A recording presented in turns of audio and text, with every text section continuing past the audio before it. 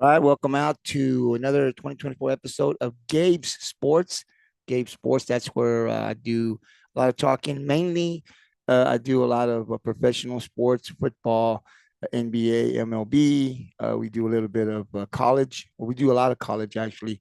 And then we do professional sports. I love WWE. I also love UFC, boxing, all that other stuff. So I try to come every day, maybe 7 to 10 minutes, 12 minutes, maybe a little longer at times, to talk a little bit about some of the stuff because I follow the NBA right now. I follow NFL. I'm following the college football. That's the season that we're in, and so I come out and last night we had three games. I watched all three of those games. So I'm going to talk a little bit about the Thanksgiving Day games that were played and kind of throw some stats out there and then also give you my thoughts. Also, you can go to Gabe Sports to Facebook, and I also have it there. I create a little post and kind of write down the stats, and I do my predictions before the games, and then I give my thoughts after I've seen the game and where I think teams are going to be.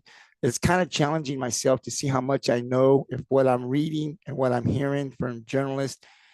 Sometimes I agree with them, how much I know about football. So let's see if I can get better at this. But let's talk about the three games that were played on Thanksgiving yesterday. And we'll start off with the first game of the day. You had the Chicago Bears and Detroit Lions. Detroit, for me, I think they're the best team in the NFC. I really do. I don't know if they're the best team overall in football right now, in my opinion, but definitely I think they're the best team in the NFC. And Chicago a little bit better, right, than they were last year, but still a lot of struggles. This game, a lot to talk about, right? Like Detroit got the 3-point win, 23-20. I mean, a win's a win. It's hard to win in the NFL. These teams that come out sometimes are struggling, but man, they played tough, right? And so Detroit was able to get that win on Thanksgiving. Stats for the Lions: Jared Goff, 21 of 34 for 221 yards. He had two TDs. David Montgomery, 21 carries, 88 yards. Jameer Gibbs, 9 carries, 87 yards. So the ground game was okay. No one broke over 100 yards. Amon's Ross St. Brown for passing the passing game for Detroit, 5 receptions for 73 yards. So it was okay, not great enough, but it was good enough for them to win. For Chicago, Caleb Williams, a guy that I'm still kind of, I mean, I think he's better than what they had, and I think he's definitely going to continue to get better. Um, but I thought by now they would have more wins. But maybe that's where they need to be. Caleb Williams, man, 20 of 39 for 256 yards. He had three TDs. He also carried the ball four times for 39 yards. So this guy is a stud, in my opinion. Passing DJ Moore, 8 receptions, 97 yards, one TD. Keelan Allen, 5 receptions, 73 yards, two TDs. So they lose by three, but they've got some talent, right? I think for me, for Chicago, they need coaching, and we're going to talk about their coach here in a bit. But these were my thoughts. This is what I thought. This is what I said when I created the post. Right, Detroit to me is the best team in the NFC, and I do believe that they will play in the NFC Championship game if unless some major injury happens. If they stay healthy. Um, Chicago, they were down. They made it a game in the fourth quarter and had a chance to possibly tie or win this game.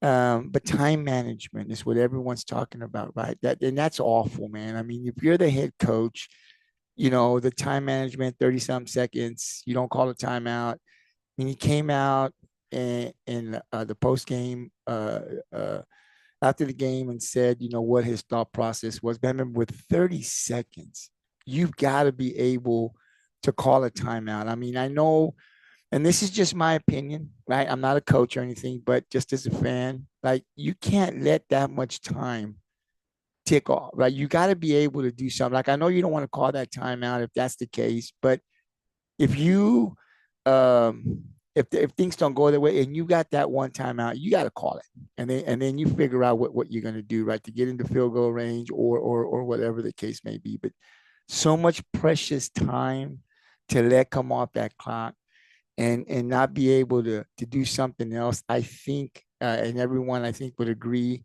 That's what was bad. And you can have your own coaches, and you can have a guy talking to you and tell you, but at the end of the day, you're the head coach for a reason. And if you're not getting the right info, or you don't like what's being called, that's your timeout. You use it. You do what you got to do to try to win the game. It was just bad management on his part, I think. And it's easier said now. You should have done this. I don't know what the thought process was, but obviously letting that amount of time just tick away was bad. I came out before he got fired because he got let go. I said, you know what? If it were me, um, a coach could get fired for that. I mean, that's. I mean, you got to know better than that, right? And he was let go, so he is no longer the coach of the Chicago Bears. But in my opinion, they did the right thing. I mean, that's awful. As a head coach, you got to know that that's part of your responsibility. You got to manage that time correctly. I mean, the quarterback, he's doing his thing. Whatever the case may be, you had a timeout. You got to use it. If you don't want to use it then, you got to use it then to regroup and come up with another play to try to get yourself to at least tie the game. That didn't happen. It cost them. And I think that, I do think that Chicago, they do got the right quarterback in Caleb Williams. But he's got to be surrounded with some good coaching that can coach him up in the NFL and make him better. Because the potential for me, I think right now is there, obviously. Just got to be coached better. So I think that was the correct decision to let him go. And we'll see who they get next year. I think they're going to go after obviously another coach. But yeah, that was horrible. But Chicago made it a game, man. They gave themselves a chance to win. You got to like that. But at the end of the day, that at the end of that game cost them to either tie, go into overtime, or possibly get the win. So that's where we're at now. Chicago will not make the playoffs, but hopefully they can win a couple of more games before the season ends. Now we'll go to game number 2 on Thanksgiving, and that was the New York Giants coming to take on my Dallas Cowboys. It's great, first of all, for me to say that the Cowboys have won 2 games in a row, so that's nice to see. But we still got a long ways to go. We are getting some players back from some injuries, and I think that is going to help us out a little bit. But we're still not good enough to play with the best teams, in my opinion, right now, right? But Dallas gets that win 27-20. Stats for the Cowboys. Cooper Rush, someone came out about a week ago and said, Cooper Rush gives us the best chance to win. And that has been the case. He was 21 of 36 for 195 yards, 1 TD. This was the one stat that really impressed me, and I wish we could do more of, because I think that is what we need to open up the pass and win us more games. Rico Dow, 22 carries for 112 yards. Kudos to the offensive line and to Rico, 1 TD, surpassed the 100 yard mark. And I think we need more of that. I think when we can do that and run the ball effectively, I don't think the run game is going to win us very many games. We got to pass the ball, but if you can run the ball effectively, I think it opens up a lot of other stuff. So that was nice to see. Passing Kavante Turpin, 4 receptions for 53 yards. CD Lamb had a couple of drop passes. Not really concerned about that because I don't think that's going to happen a lot. And I do know that he's not 100%.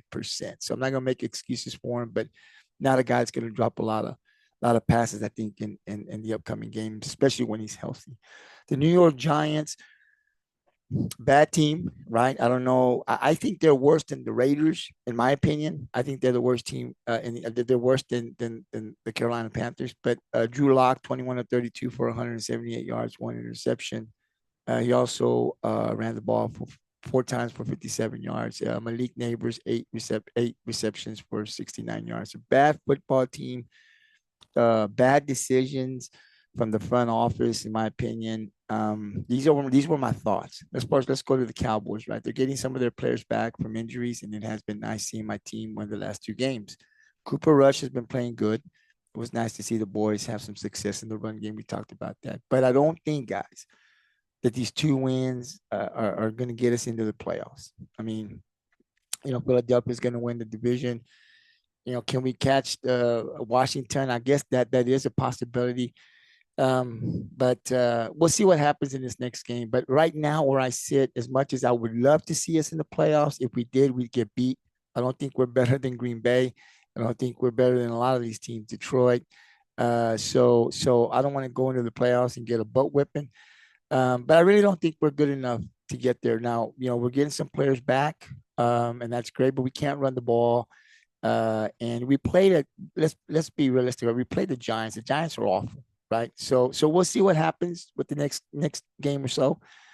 We can win those games. I may change my mind, but right now, I don't think we're a playoff team. Nice to get those 2 wins, but I'm just being realistic. I hope I'm wrong, but I don't think we are.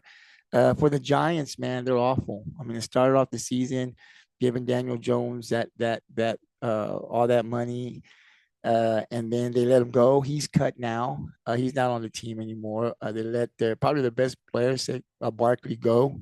Saquon Barkley go, and you're seeing what he's doing now with his team. So just some bad decisions. They do got some good players, but this team is not very, very good this year.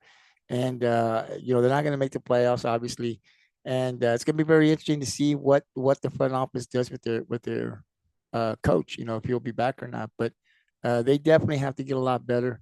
I think they'll lose.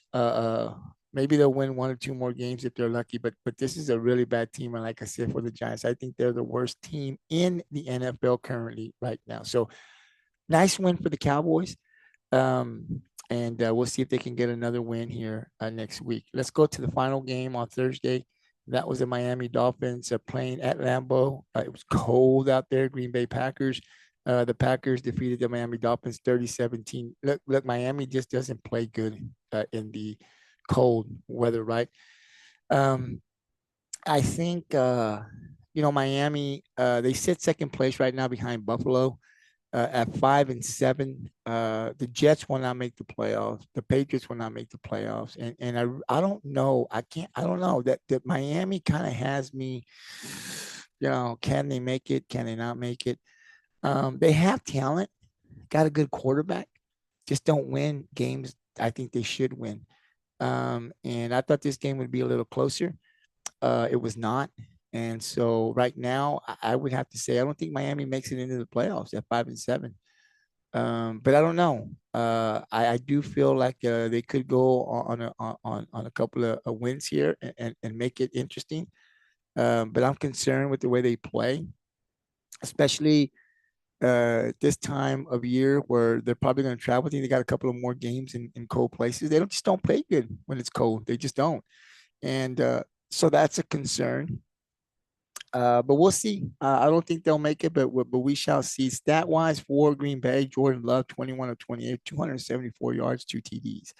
Josh Jacob, the run game was an effective 19 carries for 43 yards. He did have that 1 TD. Passing, Tucker Kraft, 6 receptions, 78 yards. Josh Jacob also in the passing game, 4 receptions, 74 yards. Kristen Watson, 2 receptions, 67 yards. So they were okay, good enough to win. For Miami, Tua Tagovailoa, 37-46 for 365 yards, 2 TDs. Man, he had a great game rushing. Raheem most 5 carries for 19 yards.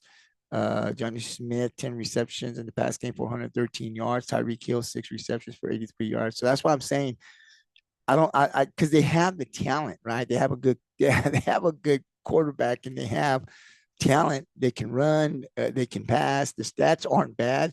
It just don't get those W's. So when I say that right now, I don't know if they'll win or get into the playoffs. It's because they lose games I think they should win. But then I look at their roster, and I know that they're capable of getting on a good little win streak there. And so that's why I'm kind of hesitant. I'm kind of like, yes, no, yes, no. But right now, if I had to make a decision today, I say they won't make the playoffs.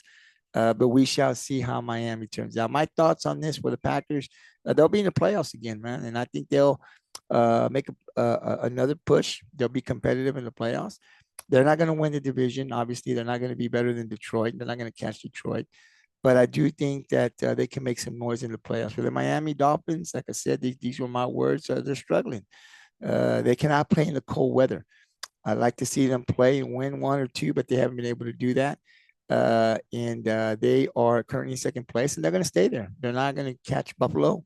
Will their record at the end of the season be enough to get them into the playoffs? Look, if this team gets into the playoff and they're healthy, they can do some damage. They're capable of doing that. They just don't do it. They don't get those W's when they should. It's a very inconsistent team, I think is the best word to use. So I'm going to go ahead and say that no, they're not going to make the playoffs. But again, you never know, right?